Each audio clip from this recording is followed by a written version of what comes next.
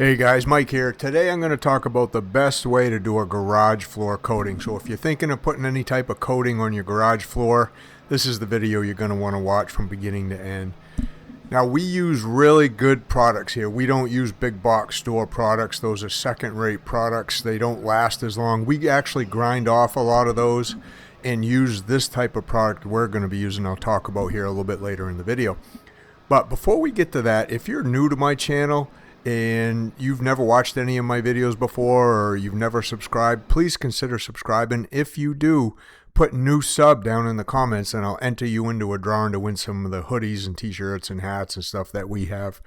If you're a returning subscriber, I appreciate that.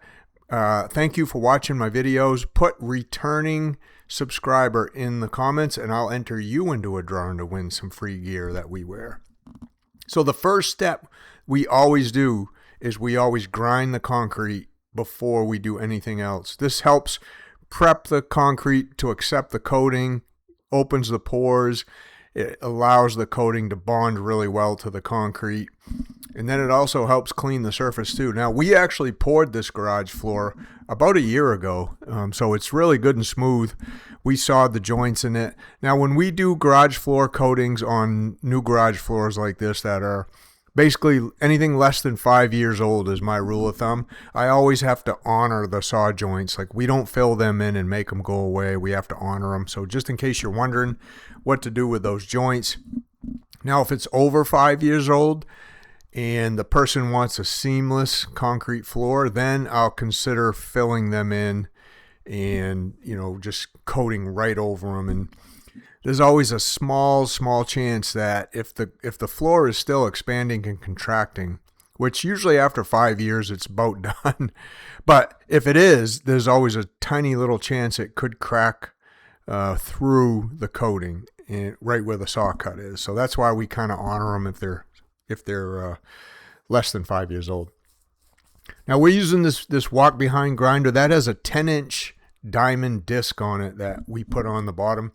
It's pretty fast for grinding floors like this. You can rent these. This is a gas-powered one. They have both gas-powered and electric ones.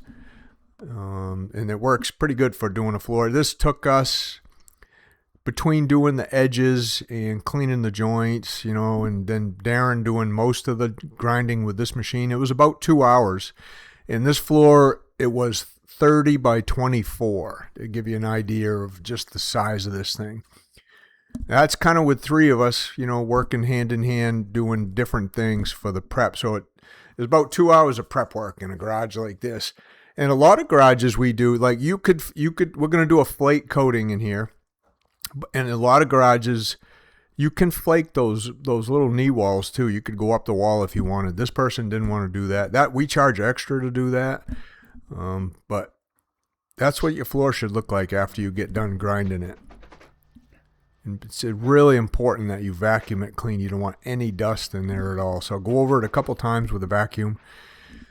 So this is the first coat. This is basically the primer coat and the base coat all in one. Now on a new floor like this, we know that we put a vapor barrier underneath the floor. So we put down 6 mil poly before we poured the concrete. So we know there's no moisture coming up through this floor.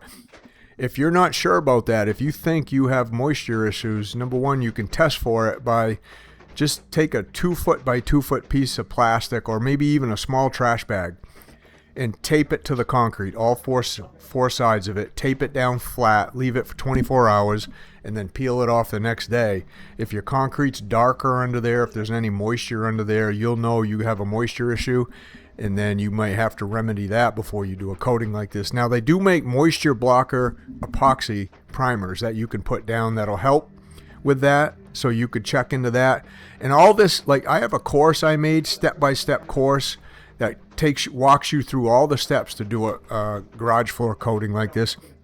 If you're thinking of doing this yourself, I would definitely purchase my course because I go through all the details, all the little tips and tricks that you need to know. And a link for that is down in the description below the video. But the moisture blocker epoxy, that's like an extra step here that you would do before you do this base coat, and then you'd go right over that with the base coat the next day. and that's going to help keep the concrete from bubbling or peeling from moisture and stuff like that. You definitely want to do that on an older floor if you don't know if you have a vapor barrier underneath your floor.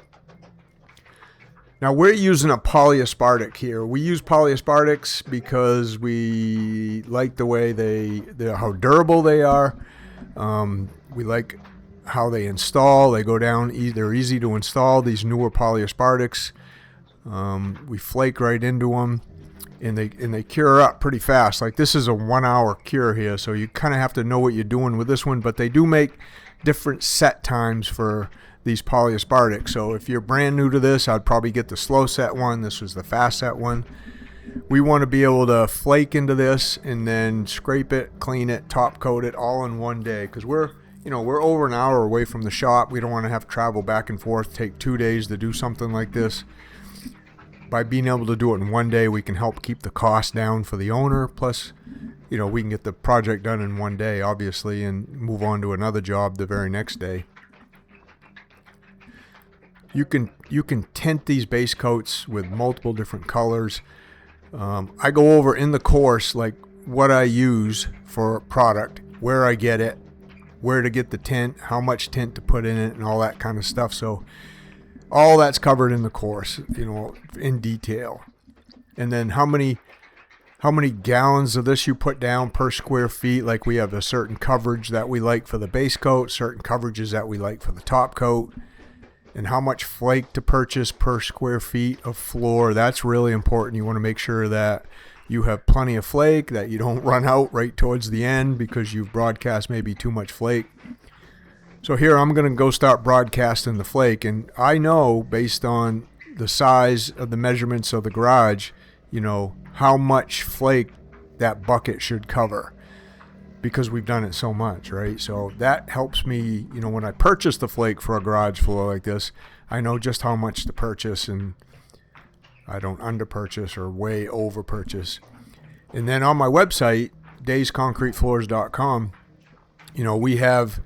we have about 8 to 10 standard colors that we use that people can pick from. And then, which most people can find a color they like. If they don't, then I can send them to a place where they can go and pick out a color, and then I order the color that they picked out and charge extra for that, because that's like a special order color. So all that stuff's covered in the course. So Darren's mixing up, right? He has his mixing station where he's mixing this stuff up. It's a 1-to-1 mix ratio. And we measure out, there's a little bit of blue tape over there to the right on the white part of the bottom of the wall. We measure out how many square feet each one of these kits. Like every time he mixes up a gallon or 2 gallons, whatever he's mixing, it's called a kit. So we measure out how the distance each kit should cover. And that's where we spread it out from, so we know we don't get it too thin, we're not getting it too thick. We have the coverages just right. And it's the same with me throwing the flake in the bucket. Like, I want to make sure that, number one, I cover all the base coat. So I'm basically broadcasting the flake to what we call rejection, right? So I cover up all the base coat. I actually over broadcast a little bit, and then we recover some of that flake as we go to scrape it and clean it afterwards here. This was a really cool looking flake. This was the first time we'd ever used this one, so this was a special order one, but it actually kind of looked like polished concrete when we're done. It was really nice looking flake. I would definitely use this in my own garage.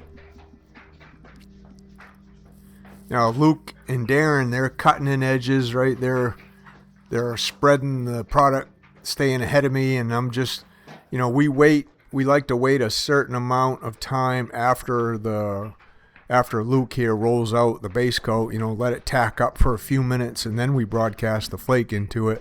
But we don't want to wait too long. If we wait too long and it tacks up too much, then the flake doesn't sink down into the base coat enough to really bond really well to the base coat. And that's really key. Having that flake bond down into the base coat, having it soak into the base coat is key for it not pulling up later on when you drive a car in here, and when you got in the middle of the summer, your tires are really hot, they want to pull on that coating, and it's important that everything's done just right. If you don't, you're gonna And especially if you use an inferior product like from one of the big box stores, you're going to pull that flake, you're going to pull that coating right up off the concrete. Now, I get asked a lot, is acid etching enough to prep concrete like this for a coating? And it definitely not. It doesn't prep it enough. It doesn't open up the pores enough. You will have problems down the road at some point if you only acid etch, and then just rinse that off, and then you try to put a coating on like this. It's not going to be rough enough. You're not going to open up the pores enough for this base coat to soak down into to really bond well. Now, for maybe foot traffic, it'll work, but not for car traffic. Definitely not. I bet in 20 years of doing this, or over 20 years now, we've ground off, 50 to 100 of those coatings that people have bought from big box stores and tried to do themselves. And then in less than a year's time, the concrete's bare right where they drive the car in and out under the tires. It's bare concrete just from the tires pulling that coating up. Now, we've never had an issue like that with these that we do. These are basically what I say, they're kind of bulletproof. And that's basically because of the way we prep, how we install it, and the product that we use. You got to use, and it's not cheap. Like this isn't cheap to do this, but you got to remember this is going to last for years and years and years. So you can't just weigh the initial cost and say, ooh, that's kind of expensive to do it that way. You got to look at it over 10, 15, 20 years, what the initial cost is.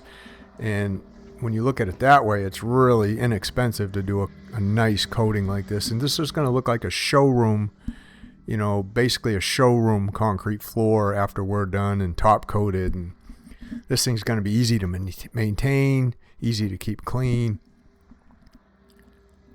We do this in basements. We've done this in houses and kitchens and bathrooms. Really, really nice coating here. The person that built this garage actually did a really good job finishing it off on the inside too. You can see the cabinets they installed in the back, and then kind of the rack system over here for hooks and stuff on the right.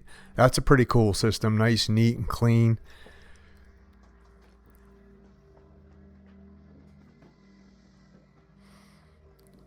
So when I buy that flake there, that comes in 40-pound boxes. And we separate it into buckets because it's a lot lighter. Number one, it's easier for me to grab the flake out of the bucket and manipulate it around. And then I know just how many square feet each bucket should cover. So as I broadcast this flake out, I know if I'm, going to have plenty, obviously. I've done it so many times, I know I am, but I just know that I'm broadcasting it at the right rate based on each bucket I put down. So this is about an hour and a half later. You can see all that excess flake that we recover, and we put that back in the box, and we can use that again on another job. That's, part of the process right there. So a lot of times we might recover on a bigger garage floor, a whole box of that. But the reason we scrape is when I throw that flake up in the air and it lands in the wet base coat, it's sticking up in all directions, right? Some of it lays flat. Some of it might be at an angle. Some of it might be sticking straight up in the air. They're 1/4-inch flakes. So we don't want any sharp flakes sticking up in the air before we put the top coat on it. So we scrape them down really nice and flat and smooth.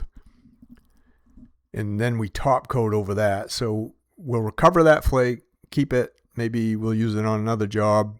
And then we'll vacuum this out really good and clean. Get any loose excess flakes or flake dust off the surface of the concrete,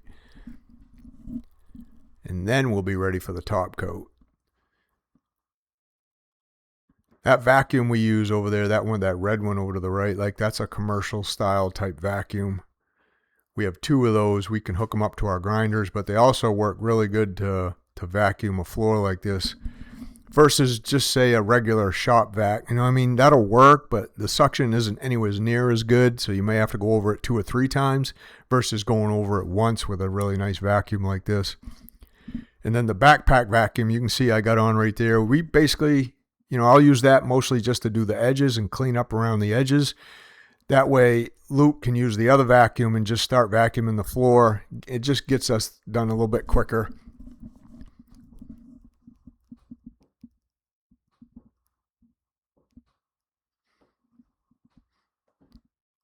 So this process does take a minute. I mean, the whole job is a process, right? It's step. Each step we do on every single garage floor is a step-by-step process. And if you do it in the right steps and you complete each step the way it's supposed to be, like, you're going to succeed in doing a garage coating like this. But not knowing where to start, what steps, the procedural part of this is really the hard part, right? So just watching a video like this gives you a pretty good idea of what this takes to do. It's actually quite a bit of work to do this right. Now here's Darren mixing the top coat. We mix 2 gallons at a time, part A, part B. Again, it's polyaspartic. And then we measure out just how far 2 gallons needs to go to get at the right thickness. We put the top coat down actually thicker than the base coat. You can see that flake now. That looks pretty cool. When you get the sheen of the top coat over it, it really looks like polished concrete. But making sure you spread this out right is super important. Again, also, you want to make it look even. You don't want places that look like you have puddles or thin spots over the flake or anything like that. So it's quite a process to put this down too. We have an 18-inch roller going. We have a 4-inch roller for the edges. And then we got a guy with a brush cutting in edges, making sure all the edges get covered nicely. And you can see the saw joints, they don't really take away from the look of the concrete floor at all. You could caulk them in Ether with a nice gray self-leveling caulking if you wanted to. And some people, very rarely do people do that, but some people do that. They don't want any dust or dirt getting down into the saw joints, but it never really been an issue on any of the floors that we've done.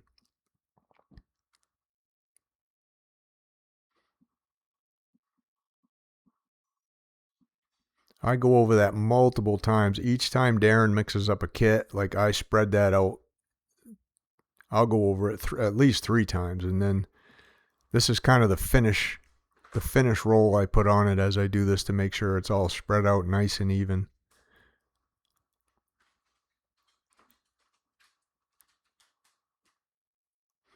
Then we do wear special shoes in here. Like I'm wearing baseball cleats, but we got those other shoes that we can step into. And those either have just a flat sole on them or they have spikes on them so we can walk back up into the product without bothering the product at all, without getting it on our shoes and tracking it everywhere. But that's one of the key pieces of equipment when you're doing coatings like this, is to have some type of spike shoes. Now look how good that is. Now make sure you check the link out down below in the description if you want to learn how to do this. You can try to do your own coating. If you haven't subscribed yet, please consider subscribing. Put new sub down in the comments. If you're a returning subscriber, thanks for watching the whole video. Just give me a heads up where you're from. Thanks for watching. Make sure you check these videos out popping up right here.